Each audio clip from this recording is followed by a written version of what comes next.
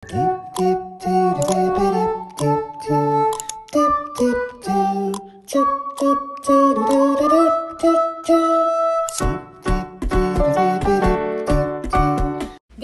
welcome back to our vlog. Happy Tuesday na po. Ayan, Tuesday na nga. Ayan, katatapos lang ng online work ko at naisip ko na gawin itong vlog ko for my little charity or dance charity ko. Hindi naman siya ganun kalaki ng charity, but tinatawag ko siyang charity kasi I think almost 6 years ko na itong ginagawa, way back 2018. Storyteller lang. Nag-start ako gawin tong little charity ko nung umuwi ako galing Bangkok, Thailand. Pagkatapos ng kontra ko bilang English teacher doon, nagtrabaho ako. Then, Dubai time ko na nagtrabaho din ako. So, 2018, hinintay ko yung visa ko papunta dito sa Amerika, but inabot tayo ng pandemic. So, doon nag-start yung, nag-small business ako ng dance pink closet. Tapos, kumita tayo ng 1.5 nun. Tapos, katapat kasi namin yung chapel dun sa bahay namin nun. So, naisip ko, mamigay ng mga konting grocery. Ewan ko ba ba't naisip ko yun? Tapos, pinak namin. Tapos, pinamigay namin. Pero, limited lang yung kokonti lang yun. Tapos, after that is, nung nasa Dubai pa talaga ako, lagi akong may envelope with Carmelite sa malapit sa Sabadero in the back, yung simbahan doon, yung para sa mga mongha. Talaga nagbibigay ako ng envelope doon kasi namatay na si Mother Teresa doon, yung aking sister doon, si Sister Teresa na doon ako nagpapadasal. Good health, nagkatrabaho kasi nga malayo ko sa pamilya ko. But after that, nag-pandemic, nag-start akong mamigay ng bigas pala sa dito sa Carmelite. So, I think 15 pieces of tigpa 5 kilo yung pinamigay ko kina sister kasi bawal silang lumabas. Tapos, naalala ko, yung brother-in-law ko at sister-in-law ko nagagawa ng mga cinnamon at saka pandesal, yung mga ganon. So, yun, pinamimigay ko dun sa kanila. But after that, namigay ang gobyerno ng pera, nakasama nun si daddy. Tapos parang may konti rin akong kinita. Tama-tama, birthday niya mga April. So, alam ko mahirap yung buhay ng pandemic. Talaga walang nakakalabas, by schedule, tapos yung iba walang sahod. So, naisip namin, dun pa lang sa baba namin, marami na kaming matutulungan. So, ito magiging ninang ko, si Ninang Melody. Follow niyo siya sa Facebook niya. Ang dami niyang business sa Lucena, laundry, tubigan. Supportahan niyo si Casey, ang mag-inang yan. Ayan, dun ako umorder ng chicken na buo. Buo talaga siya. Ay, parang Jollibee yata siya. I don't know. Jollibee yata na chicken nun. Nakapak, gano'n. Parang ipipritos mo na lang kasi meron na yung yatang meron na yung timpla, gano'n. So, pinamigay ko siya kasi naisip ko, yung chicken na yung pwede lang gawing tinola, pwede lang gawing adobo. Parang feeling ko, mas makakatulong kami ng ilang araw na makakakain sila, even though nakakakain din kami. So, ang sarap sa pakiramdam. Hanggang nagsunod-sunod na yun, hanggang sa nag-start na akong mamigay ng bigas, ng aking birthday, Christmas, and then nung umuwi kami ni Dingo, nung first Christmas kong umuwi doon, yun, dahil may mga friends ako nag-sponsor, nagbili ako ng konting grocery, pero hinati ko, kasi in that time, alam ko yung mga government, namimigay ng mga pamaskong handog, so yung ibang pinamili namin, binigay talaga namin, so hindi bibigyan at walang-wala. So, and that time, ang aking sister-in-law ay nagbenta sa akin din ng bigas. So, hinati-hati namin para yung iba mapamigay namin. Pero itong friend ko na kinukuhaan ko ng bigas for almost 6 years, nakaklase ko nung college, sa Sacred Heart College, at friend ko rin na si Eden Bathan. I-follow nyo po ang Facebook niya. Meron po siyang tindahan sa Lucena. Sa likod po ng Jollibee sa palengke, may bigasan sila doon. And all the time talaga, doon din kami bumibili ng bigas na kinakain namin. Kaya sure, okay siya, masarap siya. Yun. So, 6 years ko na siyang kapartner dito. Naisip ko, sa kanya ako bumili para mas makatulong ako sa kanya. Kasi nag-focus na nga siya doon sa business niya pagkagaling yata niya ng Canada, hindi na siya bumalik ng Canada, nag-focus na siya sa family business nila. So, ako naman, support system ako sa kanya, kaya yun, tumulong ako sa kanya at sinabi ko nga na yung bibilhin ko sa'yo ay itutulong ko rin sa iba. Kaya dapat, bigyan mo ko ng maayos, masarap, at masasayahan yung bibigyan natin. Hindi naman niya ako binibigo kasi tuwing siya ay ino-orderan ko, pinipicturean niya, binibidyo niya hanggang sa pagpapak, hanggang sa pag-deliver sa bahay namin. Kaya, perfect ang partnership and collaboration namin, yung kaklase kong yan at kaibigan kong si Eden. Ayan! Mabakit ako sa inyo mamaya kasi nag-video siya. Pero ito yung mga bigas, ayan. So, naisip ko, 5 kilo yung ibigay ko kasi for sure, yung 5 kilo na yan ay tatagal ng ilang araw, kahit 2 araw, 3 araw. At least naman nakapag-share ako ng konting bigas sa lamesa nila, diba? Para ang saya sa pakiramdam, diba? Tsaka, marami nagsabi sa akin, meron ako nabigyan, hindi ko siya kakilala, hinanap niya ako sa Facebook, parang maluluha na naman ako na, ang sabi nga, hindi na lang binigyan mo ako ng bigas kasi inang araw na kaming tipid na tipid sa pagkain at ngayon mapapakain ko ng 3 beses yung anak ko. Maraming salamat kasi napadaan ako sa inyo, binigyan ako ng bigas. Alam mo, parang sana, ganun po ba? Kaya talagang napaka-importante guys, na kahit ngayon malakas tayo, nagtatrabaho tayo, nakakakain tayo, talagang kumain tayo, wag nating aksayahin or iuwi natin para iinit at kainin ulit kasi ang hirap talaga ng walang pagkain talaga. Yun nga yung sinasabi na talagang iba sa pakiramdam kasi itong ginagawa ko for almost 6 years, ang dami kong blessing na re-receive even though maraming roller coaster na nangyari sa akin in the past few days, past few months na talagang hindi natin in-expect. But sabi nga, nag-start uli ako ng 44 years old ko na talagang nag-confess ako kay Father sa simbahan. Hindi ako perfect, marami rin tayong mga faults. And in the past few days and months, meron tayong mga pinagdaan ng friendship na hindi maganda. But sabi nga ni Father, hindi naman grabe yung ginawa mo para ilugmok mo yung sarili mo dyan. And then feeling ko nga, kausap ko na nung si Papa Jesus kasi feeling ko they forgiveness na rin sa aking sin, diba? Parang ganon. So, ang sarap to start all over na nakapag, I don't know ha, iba't iba naman talaga tayo. May iba kasi na kapag nakakapag-problema, deadma, parang ganon. But for me, hindi lang talaga pala sa pagdadasal. This is my experience lang, sinishare ko lang, no? So, we need to confess din talaga. Iba yung confession, iba din yung pagdadasal, iba din yung asking for forgiveness. Iba't iba yun. This is, ako lang to. But, if you ask forgiveness to Father, iba yung refreshment and moving na nangyayari talaga. So, nakakatuwa kasi I'm start again for the new one. And ano man yung, from the past talaga, you have to move on. Sabi nga, tuwing may bagyo, lagi yung may sunshine na kasunod, and talagang binibigay pa rin uli sa'yo yung kalinawagan. Ayan. Kaya masaya din naman ako. Kaya naman po, this time na birthday ko, maraming salamat sa mga bumate, sa mga naka-appreciate po ng konting tulong na naibaghagi ko. Hindi man to kalakihan. Doon ko nga nasabi sa puso ko na hindi mo naman kailangan na talagang marami kang pera para makatulong. Talagang ito'y dapat nasa puso mo, gusto mo, bukal sa puso mo, may pagmamahal. Kasi ipag ibinigay mo to sa ibang tao, iba yung pakiramdam pag nagpasalamat, hinanap ka. But ako, hindi ako humihingi ng return. Basta ako makatulong, masaya na ako. At yun ay parang sharing of thankfulness ko kasi nakaabot ako ng 44 years sa mundong ito. Ayun. So, but dun sa mga nagpasalamat, maraming salamat. Syempre sa aking mga angels, lalo na si Ate Lani din, na nag-decor pa ng aming terasa para doon pamimigay ay maganda at sharing love din doon niya sa akin. Maraming salamat sa'yo.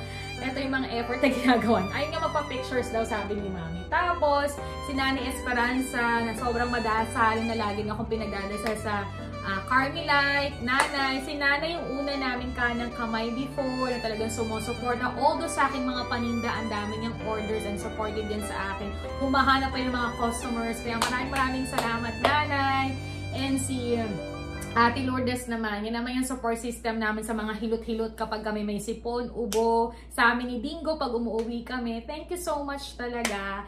And syempre sa aking, ito parang kabig kamay ko ba, parang gano'n. Si Ate Hazel na siya talaga nagbabantay kay Mommy, kay Daddy, kay Ate Marian, ayan. So maraming salamat sa'yo. Maraming talaga yung parang mga ganito, but alam mo yun talaga yung tiwala at pagmamahal talaga ay iba. Kaya maraming salamat sa inyo. Pero syempre nandun pa rin yung disiplina, nandun pa rin yung variations nyo and limitations. But natutuwa ako kasi we have boundaries pero okay kami. Parang masaya talaga yung mga ganyan. Ayun. So, yun lang naman po ang aking sharing for this my birthday. Very simple. At nung Thursday talaga, ginanap na nila to. At si Mami nga po ay nag-order din sa Goldilocks ng cake. Tapos nagpapansit siya. For sharing nga yung love sa birthday ko. Long life daw pag may pansit. And, ayun. Namigay sila nung araw na yun. Kasi Thursday yung birthday ko sa Pinas. At dito sa America or dito sa California is Friday. So, every time, for almost 3 years dito sa Amerika, puros bongga yung ginagawa ng asawa ko. Dami naming handa, dami naming lakad. But this day, mas inisip talaga namin na magsimba. Every time naman na birthday ko, yung talagang first step na ginagawa ko. Mas early in the morning akong nagsimba, nagpasalamat, nag-irit ng kandila. And ang dami namin tumawag sa akin sa video call, mga friends ko and family, and mga customers ko. At saka syempre, yung mga nagpa-surprise gift na ma-open ko pa pag-uwi sa Pilipinas. And for sure, i-haul ko yan para mas extended yung pasasalamat ko sa kanila. And then after the night naman is, yun nga, we'd have family with my mother-in-law, my brother-in-law, sister-in-law, and my pamangkin, simpleng dinner, kumustahan. And yung pinashare kami ni Sweetie sa Lakman. Kaya abangan niyo yung aking small, simpleng birthday vlog. Ayan. So, abangan niyo yan. Kasi sana, kung talagang wala kang mga priority or something, mas iuna muna namin yun. Sana we fly in Chicago. But it's gonna be next time. Maybe kasama na uli si Mama or aming anak si Marian.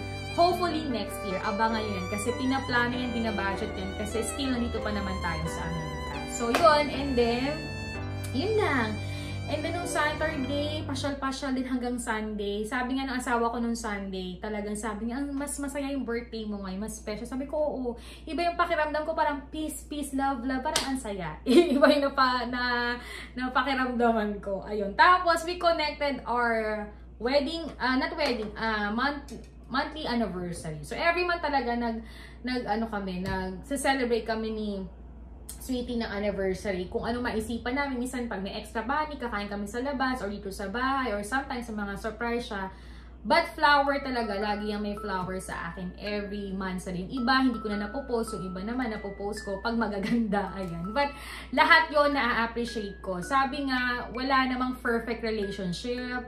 But through prayers and center of the Lord, naayos yan. And if you have good communications, maayos lahat yan, diba? But sometimes, it depends yun sa person talaga. And kapag talagang, alam mo yun, everything will be in the proper place talaga. Ayan. So, yun lang naman po ang aking naging birthday. But last Thursday, sobrang pampered ako sa sarili ko kasi yun talaga yung gift ko sa sarili ko. Yung magpunta ako sa nails ko, nagpaayos na ako ng nails. Dito pa rin sa nails na to. Syempre, yung pa ako hilod-hilo, tanggal ng ingron. Masaya na ako ng ganun. Tapos, syempre, pinagupit ko na yung hair ko with the colors. Ayan, paikli na siya ng paik. Kasi nga gusto ko yung kulot na kulot, yung parang Korean. And, ayun nga, nagpa-brush up ako ng, ano yun yung, ano nga to? Tatanggalin mga balahibo hanggang ilong, hanggang kilikili, hanggang legs para refresh ka. Yun, napasaya ko yung sarili ko. And syempre, may konting shopping-shoppingan. Ayan, napasaya mo yung sarili mo, diba? Pero, syempre nga, kailangang i-priority at i-budget kasi uuwi nga kami ng December para mas masaya ang Pasko at Bagong Taon, diba? Pero hindi naman porque tayo uuwi, bonggang-bongga. Nandun pa rin yung disiplina, yung kalma-kalma lang, diba? Na may enjoyment and masaya with your family and your friends, diba? Kaya I'm so excited talaga sa this 2024. Maraming ups and down, but actually, if you pray talaga and focus ka lang, ay talaga namang naaayon talaga rin ang panahon na maging maayos ang lahat. Hindi ka lang naman ma-stop sa isa lang. So, lagi talagang, alam mo yun, go flow din talaga. Ayan. Siyempre, marami ding blessings na na-receive, even though may mga pagsubok. Una na doon, we have, sa birthday ng asawa ko, na-bless pa rin kami na matagal namin isang taong pinag-usapan kung ito ba ay makakaganda, okay ba sa budget. Naging okay naman lahat kasi naging answer prayer siya. Naging member of the family na namin si Bulos Subaru namin. Ayan. So, nakakatuwa kasi talagang binibigay talaga pag para sa'yo. Binibigyan ka ng pattern and focus kung ano nararapat talaga. And hopefully next year, diba, malay mo magkaroon siya ng another brother, diba, kapag naging maayos ang lahat. Kasi, yun din naman talaga yung plano namin na I think next year I'm gonna be start driving na talaga kasi meron akong work na medyo malayo, I think 45 minutes, and gonna be gustong-gusto ko talaga yung trabahong yon. And this time talaga ay ipupush na natin. I'm so excited to explore that one. And for sure, i-vlog ko yon kasi alam niyo naman yung vlog ko is my another digital diary ko. So I'm very happy and excited for 2025 at pagbabalik namin dito sa Amerika. And for sure, i-share ko yan sa inyo. Ayan! So guys, thank you po for watching my vlog. Medyo natagalan for 6 days. But yung 6 days naman, yun ay very relaxing lang. Family day. Siyempre, priority pa rin mga trabaho. And confirm na yung aming pag-alis or pagpapunta sa Pilipinas. We have a date and time. We're so excited kasi nung nakuha na namin yung details at ticket, talagang, totoo na, uwi kami ng Pilipinas. Alam mo, we're so blessed this year. Napakabait ng Diyos kasi talagang ang dami naming napuntahan this year, lalo na ako. I'm so very blessed with my husband to allow with me na makauwi ng Pilipinas last May, makapag-Bangkok, Thailand kami. Then we go to New York last January. Sobrang nakakataba ng puso talaga itong blessing na to. Even though may mga pagsubok na nasingit, but wow, mas titingnan mo talaga yung blessing kaysa yung pagsubok na dumating, diba? So, iba talaga. And this time, uuwi na naman ako ng Pilipinas. So, 2 times kong uuwi sa Pilipinas. Kaya, minsan mapapatulala ka na lang na, ito ba talaga yung life? Ito ba yung talaga yung blessing? Talagang, iba talaga mag-surprise si Papa God talaga. Kumapit lang din talaga tayo sa kanya. At minsan ay matutuwa ka. Kasi syempre, wish na wish din ng asawa ko. At lahat daw ng kalalakihan at alam niya ang babae may harap sa altar. At isa rin daw niya sa pangarap niya. Kaya nakakatuwa kasi mismo din sa kanya nagmula na gusto kitang pakasalan na simbahan. O, diba? May story din. May diaries tayo dyan in my wedding preparations. Very soon, medyo busy lang po ang lola mo. Pero nagpakita na ako na naghanap ako ng wedding gown dito sa Amerika. Pero hindi pitid ang katawan ng lola mo. Kahit ang taba ko na ay hindi siya naaari sa akin. Kaya nag-search ako sa Manila, ibang friends kong mananahi. At nabigyan ako ng magandang wedding gown. But for sure, ipapasilo. Very simple lang naman. Di naman kailangan bonggang-bongga. Tama lang lahat. Maidaos lang din talaga na mabless kami sa harap ng simbahan. At isa yun sa pinaka-wish and pinipray din namin. And ito, after a long years, denied na ni Papa Guide sa amin. Diba? Yay! So guys, thank you so much po at sa aking mga viewers for 18 subscribers. Maraming salamat po. And then I'm so happy na kahit part of it na nagagawa ako ng vlog as my digital diary, yung iba ay nanunood, even though I have small views or light views, but thank you so much talaga. Kasi sarap din kapag may nanonood, tas may nagko-comment kahit ilan-ilan, 1, 2, 3, diba? And so your family na support, iba talaga yung pakiramdam. And syempre itong Little Dance charity ko, hindi man malaki, kahit tinatawag ko siyang charity, but for me, I'm so happy and proud. I think this is my big achievement. And kahit ito ay i-post ko sa Facebook, sa Instagram, or sa aking YouTube, masaya ako. Walang halong pagayabang yun or pangmataas. Ito ay talagang bukal sa puso kong tumulong at mag-share ng pagmamahal sa mga taong hindi ko man kilala. Dahil alam ko, ang kapalit naman ng blessings na to ay bonggang-bongga talaga. Kaya, God is good all the time talaga. And syempre, hindi naman tayo perfect, nagkakamali tayo. Pero sabi ko nga sa inyo, you have to pray, you have to confess para sa ganun makapag-start ka all over. And kung may mga nawawala man tao, they have a reasons why kung bakit. Malalaman mo yan, utay-utay. And I think yung mga talagang nagtitiwa at nagmamahal at nakakakilala sa'yo, we're gonna stay forever. Kasi yun yung mga totoo talaga sa'yo. Ayan! So, yun lang naman guys. And umpisahan talaga natin yung love, love, love. Peace, peace, peace. Pag-usapan ng pag-usapan, diba? And yun lang, maging happy-happy lang din tayo. At maging kontento lang tayo sa meron tayo. Kasi for sure, hindi natutulog ang Diyos. Maging answer prayer ng late man, mabagal man, but for sure, ibibigay talaga sa'yo. Huwag ka lang mainip, enjoy mo lang habang ikaw ay nabubuhay. Ayan! So guys, thank you for watching my vlog. Sana nag-enjoy po kayo sa short vlog ko, sa pangkukwento ko, sa pagdadal-dal ko na naman po. Na na-miss ko for 6 days na hindi ako nakapag-vlog. But I try my best na ma-edit na rin yung aking birthday vlog para mapanoodin nyo. But it's my charity vlog. Sinishare ko lang sa inyo na this year po ay nakapag-share na naman tayo. Kasi this year masyadong madami tayong bigas. Diba? Madami akong bigas ngayon. So, talagang, I'm so proud of myself talaga. I love you guys and God bless. See you again in my next vlog. Don't forget to like, to share, to comment, and subscribe my channel. See you again in my next vlog. Goodbye. Bye, guys. Bye.